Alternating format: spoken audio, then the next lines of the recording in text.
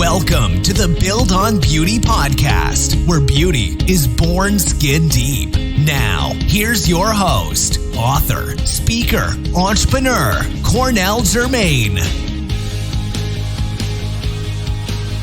Hello there. Thank you so much for joining me here for another episode of the Build on Beauty podcast. I am your host, Cornell Jermaine. Listen, we are here at the close of 2016, and I have a very special episode for you today. It is our 2016 year in review. It's our episode where we are going to highlight some lessons that we've learned from our top podcast this year.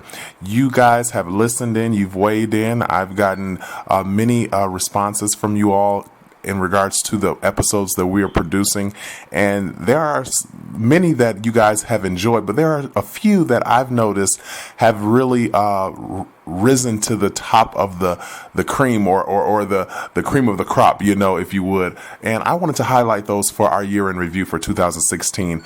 The reason I wanted to do that is because I think as we go through our year, 12 months and many weeks of working and dealing with various things that may come up, a lot of times we forget sometimes what we've learned along the way.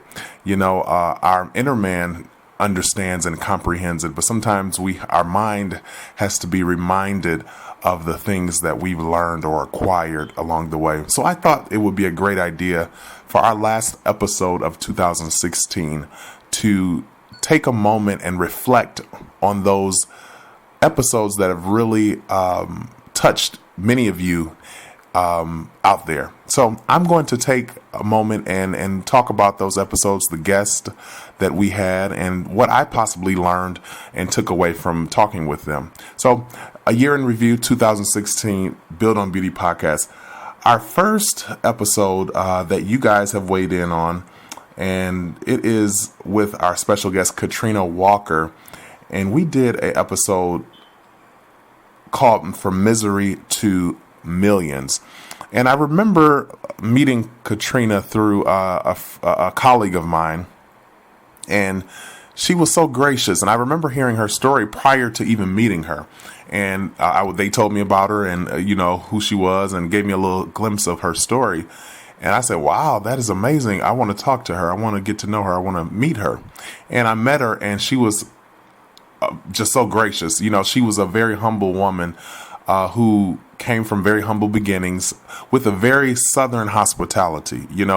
If you met her, you wouldn't really think that she was as wealthy and as affluent, and well connected as she is, because she's such a down to earth person.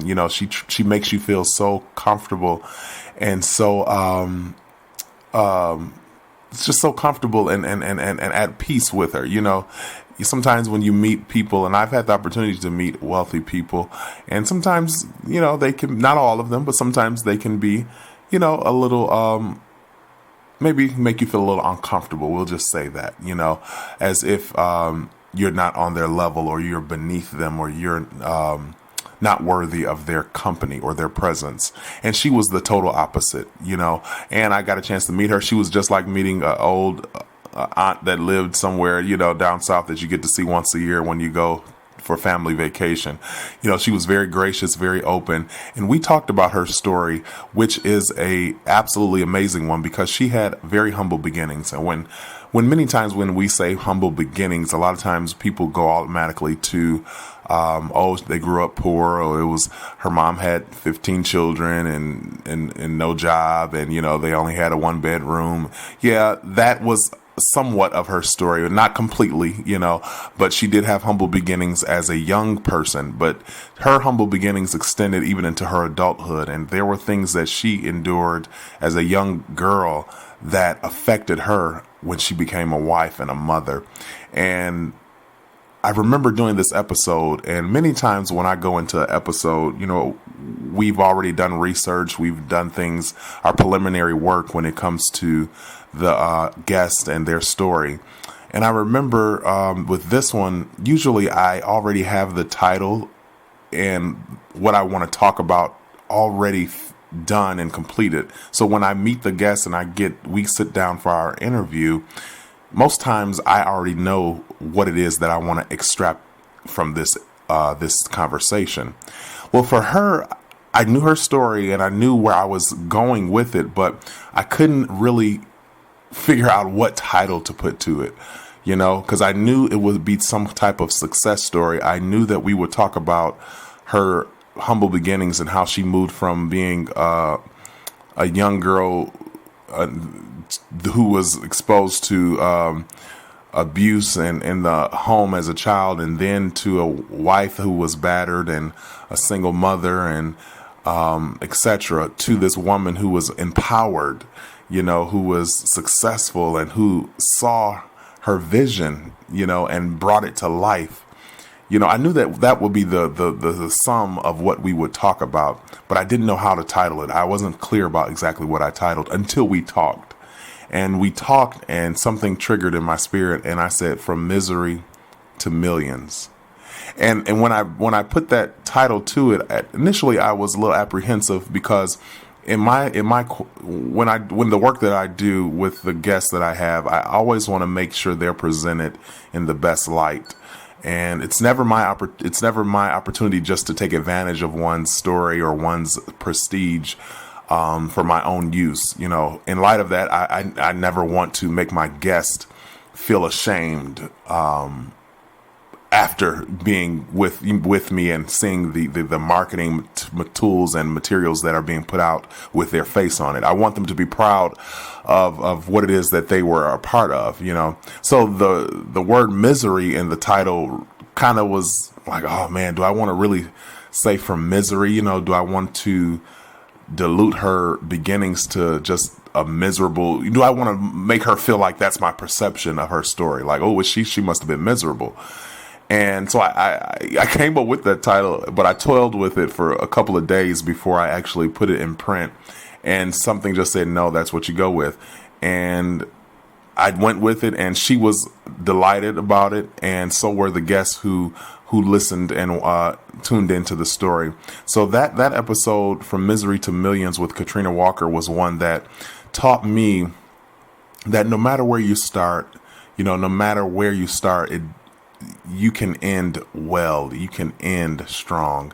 And how befitting for us going into 2016 or ending 2016, going into 2017, for us to have such a life lesson. No matter where you started this year, you can end this year strong.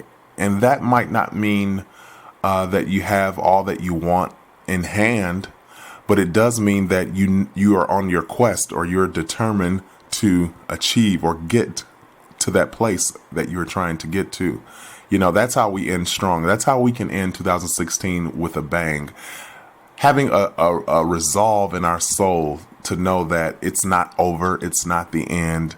Yeah, we've gone through another 52 weeks, another 12 months, but the story is not complete. There's still more to be told. There's still more greatness to be unveiled. There's still more things that we have to do and acquire and achieve in this life. So that's how you end strong, So that's the lesson that I pulled away from her. No matter where you started, and trust me, I know there's some stories out there, but if I had to take all of the guests that I've talked to, I would probably say Katrina had the most challenging beginnings, and it's not to say that anybody else's beginnings were not effective, or were not terrible, because I would never want to dilute or minimize, I should say, anyone's story. However, the people that I've talked to thus far, to me, she had the most remarkable recovery when it comes to having humble, challenging beginnings and taking those things and making them a remarkable story and a strong finish for her life. She had that, and Katrina was a pleasure to talk to, and hopefully I'll be able to talk to her again, and we can talk. She has a book, I believe, coming out, so you guys check it out, look for it. I'm not sure of the title exactly, but I'm sure if you Google Katrina Walker, you can find her book. And if you haven't checked out that episode, definitely check it out, From Misery to Millions with special guest Katrina Walker. The next episode that you guys weighed in on is one that I enjoyed as well. It's I Quit Being Broke by Paul D. Jones. And I enjoyed that one because it was refreshing to hear a black man. Keep in mind, I'm not dismissing any other race or nationality, but it was refreshing for me to hear a black young man, and he who has a family, has a wife and children. But it was refreshing to hear him talk about wealth. You know, because oftentimes when we think of wealth, we often think of our counterparts, if you will, you know. So it was refreshing to talk to him, someone who is wise in that manner. And it's something that he was exposed to early on, not because his family was wealthy, but because even though his mom and he had humble beginnings, meaning they didn't have all that you know, one would probably want. You know, they were maybe on the lower end class of society. She instilled in him, you know, and this is the thing I want to capture here for this episode. She instilled in him a mentality for finance, a mentality for wealth, not just finance, but wealth. She instilled that into him at such an early age, to the point where when he wrote his first book, he gave her honor for putting in him this mentality. How remarkable is that? A woman who in her own home was not exposed to wealth in the essence that we speak of it, because you know we often equate wealth to money, you know, but she didn't have wealth as it pertains to a bank account. She had wealth as it pertains to the fullness of life, you know, and that's what she gave her son. And in return, that caused him to think about himself differently. It caused him to think about what it is that he had to contribute to society differently. So though he was in though his immediate surroundings were poor and maybe at the lower class of society, his mentality wasn't. And that's the thing I want us to grab in this particular lesson of I Quit Being Broke and with Paul D. Jones, is that you may not have all that you want, you know, for yourself. But I guarantee you, if you start depositing the jewels and the seeds of greatness into your children, you know, and start seeing life from a different perspective, you will see the fruit of your labor, and you will begin to see a harvest come forth from the seeds that you're planting. And don't always equate it to what's in the bank. Equate it to how you feel about yourself, how you feel about the people around you and the world that you are living in, and what you have to contribute to that world. Think about it from that perspective.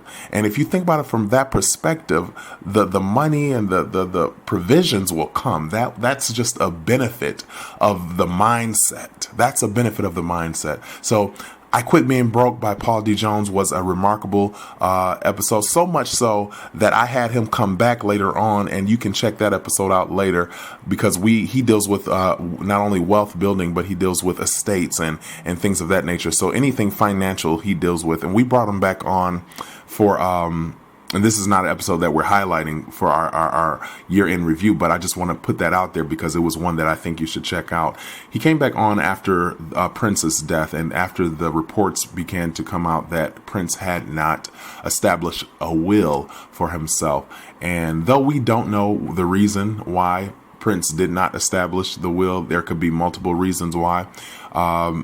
In my opinion, I'm just convinced that he was more intelligent than that. So if he did not put it in place, it was probably a bigger reason than just, I was negligent and didn't think about my finances and thought I'd be here all of my life to enjoy whatever I've acquired. You know, I don't believe that was his position. However, I knew that it was something that we needed to weigh in on, because I knew that many in our community don't understand and don't really think about that side of life. You know, so I said, well, let me bring Paul on, and I reached out to him, and he was all for it. So we brought him back on to discuss the princess state and preparedness and what everyone should know. And that episode talks about preparing yourself for the inevitable, preparing your family for the inevitable. And though we don't want to always think about it, as I said, it's inevitable. So I think, it gives us all a sense of peace to be able to move about life and enjoy our days knowing that our business is handled both in life and in death, So that was something we brought Paul D. Jones back on to talk about. But Paul D. is a remarkable gentleman. I absolutely love his work and the things that he's doing with our communities. He's really building kingdom wealth in our young people, and I admire him, and I tell him all the time that I admire him for the work that he does. So that was our second episode, I Quit Being Broke by Paul D. Jones. The next one is one with a gentleman and a scholar, and I call him that, and I don't say that just tongue in cheek. He really is a gentleman and a scholar. He is a professor. He is a music executive, a mogul, and the father of one of the world's biggest entertainers, Miss Beyonce Knowles. He is Matthew Knowles. And we did an episode with him, The DNA of Achievers. And I remember doing this episode, and I had only met Mr. Matthews briefly, not enough time to really have a real connection or a real conversation. So when we got on our interview, it was just like I had never met him before. So it was a brand new relationship and connection. And I remember feeling in my spirit like, wow, this guy is not only a wealth of information, but he is gracious. And his heart for educating our people and our community, you can feel it. It's tangible. You can feel it when you talk to him. When I sat and talked to him, we talked so much. Most of what you hear on the episode is just a clip of what it is. We had to literally stop talking because he had things to do and I had to get on with my day. But the conversation, you could feel the passion that he has, not only for the work that he does, but for the people that he does it for. You could feel that. It was so tangible in our conversation.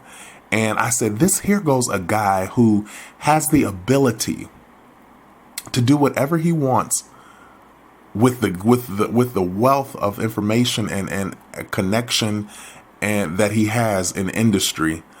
He could be and do whatever he wants to do. But he has taken his life now and dedicated to educating our people in entrepreneurship and also what he calls intrapreneurship, which you'll have to listen to the episode to hear what that is. But he dedicates his life to pouring into people who want to do more, be more, and become that success. So in essence, what he did for his daughters, both Beyonce and Solange, he's now doing for the world, or I should say for those who want to partake, because though he's a wealth of information, he's very clear that he's not pushing himself on anyone, and that's something that I took away from him. He's like, listen, I have something to offer people, if they want it, they'll come get it. But I'm not force feeding anyone, in essence, that's what he's saying. I'm speaking parenthetically, but that's what he was saying. And he talked to us on the DNA of Achievers. Now, the DNA of Achievers is actually a book that he wrote. And I chose to use that topic as the title for the podcast episode because I loved the fact that DNA of Achievers, because he goes down deep into the very essence of who you are, the being, in order to achieve the goals. And many times we try to minimize things to just the tasks or the relationships or the money that we have, but he goes deep into the essence of who you are. And he says, okay, if you're going to be successful, if you're going to be a Beyonce in entertainment, or if you're going to be a Bill Gates in technology, or if you're going to be Oprah Winfrey in media, you're going to have to possess these qualities. These are the things that you're going to have to possess. And none of them are greater than the other. They all are equal, meaning if they all work together in order to make you the success story. So man, this episode definitely is dear to my heart, not just because he's Matthew Knowles, but because I share the DNA. When you talk about the DNA of achievers, as he was speaking, as we were sharing and partaking, both online and offline, meaning what you didn't hear in the episode, I connected. And I don't know if you guys have ever done that out in the world. You've been going about and meeting people, but if you ever met someone that you just felt the connection in your DNA. You may have only known them about 5 minutes. You may have just been introduced to them, but it's something in them that resonates in you, and when you meet somebody like that, that's a DNA, that's your DNA jumping out. It's almost like Elizabeth and Mary in the Bible, when they both were pregnant. Mary was pregnant with Jesus and Elizabeth was pregnant with John the Baptist. And when they came to meet one another, Elizabeth's baby leaped when she met Mary. Now, both of them were pregnant. Elizabeth not knowing that Mary was pregnant with Jesus, but something in her leaped. And that's that thing that you feel when you meet somebody that carries your DNA, that has the same like mind, that has the same paradigm. They may not have the same story. They may not have the same purpose, or responsibility that you have in the earth, meaning the work that you're assigned to do. But something about the DNA that they have, the way they think, the way they're wired, it just jumps out at you. And that's what happened with me and Matthew Knowles. There was something that just sparked, and I know what it was, and it was the DNA that we both share. So if you are one who is on a success journey right now, no matter where you are on this journey, I guarantee you this episode will give you clarity and help you understand, no matter what industry. I don't want you to minimize this to just a person who wants to be in entertainment, because that's what you associate him with, being Beyonce's father and a music mogul and all that. No, it goes beyond that. If you want to be a doctor, if you want to be a lawyer, if you want to be just a good landscaper, whatever it is that you want to be, whatever thing that you want to achieve, I guarantee you this episode will give you clarity and open up your eyes in order to see and do and become that achiever that you need to become. That's the episode, The DNA of Achievers with Matthew Knowles. That's the third one on our list. We have a few more. These are your top episodes. I just want to remind you, these are episodes that you've weighed in on that have resonated with you. So I'm just giving my 2 cents, as the host, because sometimes you hear me on the episode interviewing, but you don't necessarily get to hear the backstory or get to hear how I felt about interviewing that particular individual or what I took away. So this is my opportunity at the close of the year, to give you a glimpse of what I thought, and what actually happened, and some insight as to what went down on that episode that you so favor. The next one that we have on the list is one that I absolutely adore. Now, this young lady, when you talk about sharing DNA, this is another girl who we carry the same DNA too. She is not only remarkable at what she does, but she is an absolute sweetheart. And her name is Patrice Washington. She did Money Matters, which was an episode we did on helping people rethink their financial life. We went back and forth and played phone tag for probably weeks, before we actually were able to connect. And I remember when we connected, she was so apologetic because she's like, oh my God, we've been playing phone tag, just being busy in life, and she's doing her thing, I was doing my thing, and we were trying to connect. And, she leave a message, I leave a message, I call her, all that kind of thing. So we play phone tag for weeks before we actually connected. But when we connected, it went down. And I'm telling you, this episode right here will give you a glimpse into not only how to rethink your financial life, but it'll give you a glimpse into how your relationships should be built as it pertains to money. I think that's very important because many times we think of money in respect to us as an individual, but we don't think about it in respect to us and our relationships, whether it be family, friends, and even foe. We have to think about ourselves as it pertains to money in both as an individual and in a relational sense. So this particular episode was one that I also adore because this young lady was very open and gracious with what she had to bring. And you could tell her heart for helping people with finance is there.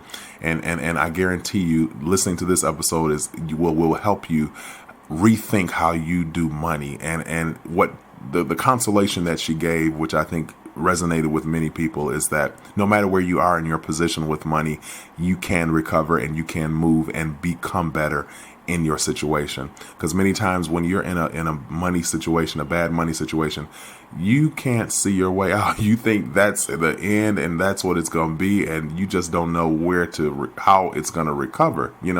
I've been there. I understand it. So she gave you consolation to people who may be in those positions, to let them know that, yeah, you may be hard on your knuckles now, but I guarantee you, if you implement some of these principles, if you just start where you are, you may not be able to do all of them. You may not be in the position to do all of them. But if you start where you are, you can definitely move and become better and ultimately achieve the financial goals that you want to achieve in life. So that's Money Matters with my girl, Patrice Washington, which we're going to get her back on the show. I'm going to reach out to her because we're going to do some other things and focus in on money as it pertains to building business. I think that's something that we need to focus in on, and she's definitely open to doing it. So I'm going to reach back out to her. So be expecting that episode sometime in 2017 with my girl, Patrice Washington. All right. The next one on the list, this is another one of your favorites. The Day Life Began with my girl, Regina Bell, who is just a doll. If I never met one, she is just one of the most down to earth sweethearts I've ever encountered. Miss Regina Bell, as many of you know, is a Grammy Award winning musical powerhouse is what I call her, because her voice is just so remarkable. Even to this day, she has many of the hits in the past, Make It Like It Was and Baby Come to Me. And there's so many of them. If you just Google her, you'll find out her hits. But she did an episode with us called The Day Life Began. And I did that episode with her because I'd already known her story, and I knew, where she'd come from as it pertains to music. And I knew that she had come to some a big hiccup in her life as it pertains to her health. And I saw her come back and recover.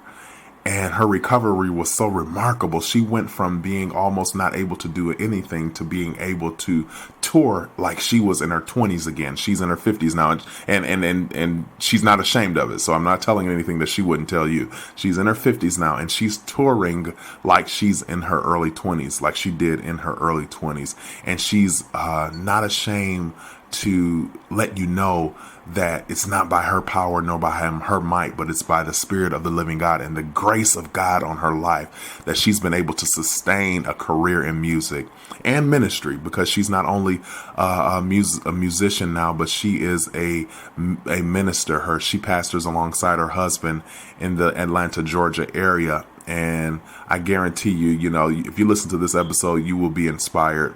She talks about, many of her relationships, in music.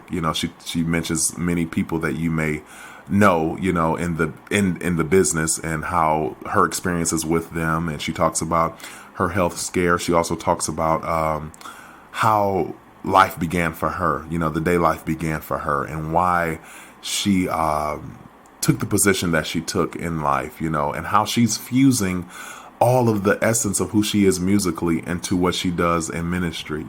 She's one that I admire because she has not separated the gospel from what it is that she does. She believes that you can preach and sing the gospel even if you're not being preachy with not necessarily preaching and singing the gospel, but you can empower people with the message of the gospel without necessarily being preachy. And she's always viewed her music, even before she became a minister, as music that has healed hearts and brought families and homes together in peace and love. She's always viewed her music like that. So in essence, in my head, in my mind, she's always been a minister. She's always ministered her gift, and her gift obviously is to bring people together in love and in peace and in harmony, to help heal hearts and broken spirits, through her gift of song. So Miss Regina Bell was one that I definitely adored. The Day Life Began. Check out that episode. Second to last is Learning Leadership with Kristen Haydid. Kristen Haydid was definitely great to talk to. Learning leadership. I love her story personally, and obviously you guys did too, because she was one who started in business very young, and she started in business because she wanted a pair of jeans. If you listen to the story, you'll understand why. But there was a pair of jeans that she wanted. And somehow getting that pair of jeans turned into a lifelong purpose and business that she now runs, called Student Maids. And I was so taken by her story because it was a fresh and refreshing example of how your desires can fuel your dreams. Your desires can fuel your dreams. It was a refreshing to hear. And I don't even think, honestly, thinking about it back now, I don't think she really even knew at the time. I don't think she understood at the time what was happening. But her desire to get a pair of jeans fueled her dreams to be a successful woman in business. She didn't know exactly what she was doing. She didn't even know how to do it, because if you listen to the episode, she explains how she lost almost all, I believe 75% of her staff because she didn't know how to lead. She didn't know how to be the CEO of a company. She knew how to get people together to help her, but she didn't know how to lead them. And that's the important thing. You can be a gatherer and you can be one who knows how to draw people together, but knowing how to lead them to the promised land is a whole nother story. And she didn't know how to do that. So she actually had to learn how to lead while she was leading. Isn't that something? She had to learn how to lead while she was leading. And that's only the grace of God that can do that for you. That's only the power of the Most High that can give you the grace to have these people at your disposal. Because keep in mind, when you're in a leadership position, you're responsible for these people that you're leading. It's not just, we're going to go here, and if we make it, we make it. If we don't, we don't. No, you have a responsibility to get them from point A to point B. And when you're in a position where you're leading and you're learning how to lead while you lead, you can only do that with grace. You can only do that with grace.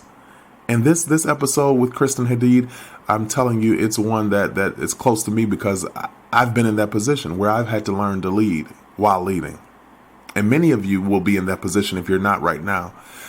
And I think it's a great position to be in, because you know what? It keeps you in a position where you have to depend on your power source. You have to depend on the grace of your God to get you through.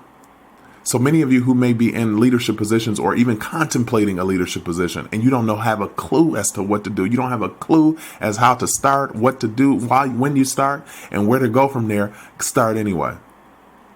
Lead and learn while you lead. Because guess what? God will give you the grace to finish the race. He'll give you the grace to finish strong. And as you're leading and learning while you lead, you're going to see that you possess more qualities and skills and more abilities than you ever even thought you did. Learning while you lead is a remarkable place to be. But the magic happens only when you remain humble. Only when you remain before your source, before the one who can help you and show you the way, while others are following you along the way. Learning Leadership, Kristen Hadid, a remarkable episode. Love that one. Our last year in review episode, the one that you guys, one of the ones that you guys enjoyed the most and gave me the most reviews on. And this one is with my brother and colleague in the music gospel industry, Fred Hammond, and the episode is The Music Business Then and Now. Fred was and always has been a very gracious gentleman, and he said, and he talked to us, and he shared with us his beginnings in music, and he even went into the music industry and business and what's affecting it and what he predicts will happen in the future, and how he thinks things are going. He also talked about his tour on this particular episode. He was actually on a tour when we were talking, and he was so gracious enough to say, yeah, I'll definitely talk with you guys, even while I'm on the tour. So he took time out of his tour to talk with us, and he really went into the music business then and now. For people who are interested in not just even gospel, but music industry, period, this episode will be one that will touch you. For those who are looking for inspiration in music, this is one that you want to listen to. This is one that you want to heed, because he goes all the way back to his very beginnings. He goes all the way back to the point where he didn't even know he had a gift, to the point where he had to come to grips with what he had and embrace it. He took us all the way back there, and that's a place that many artists, and especially when they reach that type of prestige, that type of level, they don't always want to go back and talk about the fact that they didn't like their gift or believe in their gift in the beginning. That's a hard place to go back, because a real true artist never wants their following to know that they weren't that fond of what it is, or didn't really think they had what it took in the beginning. But he was honest and transparent, and I guarantee you, your inspiration will be turned up on 10 once you hear this episode, because he really goes back and just shares and pulls the veil off of all of that he did in the beginning, and what he did, and how he was shaped by others and circumstance in order to become the man that he is today. So The Music Business Then and Now with Fred Hammond. So that's our last episode for our year in review 2016. A few life lessons from just the episodes that you have said you enjoyed, our top episodes for the year. So there you have it. I hope these episodes and the episodes to come will continue to keep you inspired and keep you informed, and just keep you on the edge of flying high and being the success that you are already promised to be by our Creator, by our God, by our founder and CEO, our God and Savior. We have some beautiful things prepared for you coming up in 2017. We're bringing 2016 to an end, and we're ending strong here at the Build on Beauty podcast family.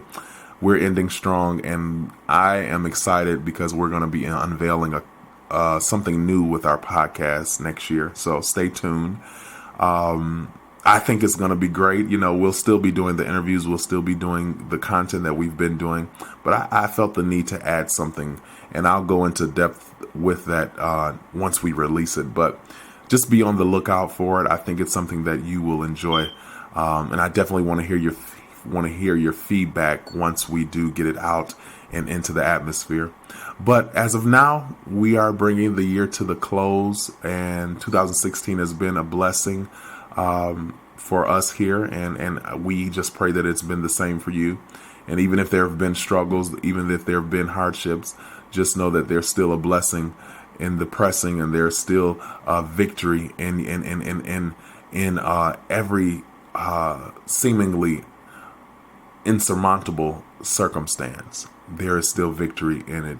So as we bring 2016 to a close, we want to wish you a happy new year. And not just a happy new year, but a happy existence. And we want to encourage you as you go into 2017 to not only don't make resolutions, but come to come to a awareness of who you are and what it is that you have to offer and embrace that. That coincides with our theme, for this year. Embrace your greatness. That's what I want for you in 2017. I want you to take a look at your greatness and open your arms up and wrap them around it and say, I welcome you. I welcome you. Embrace your greatness. 2016 is to a close. We thank you for joining us and being a part of our journey this year. And we hope that you will join us next year for another amazing year of great content, great episodes, great interviews.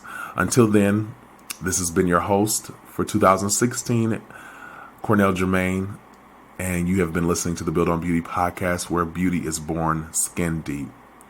Thank you so much for joining us this year, and we'll see you on the other side. Take care. Thank you for listening to the Build on Beauty podcast. For more information about our host, please visit CornellJermaine.com.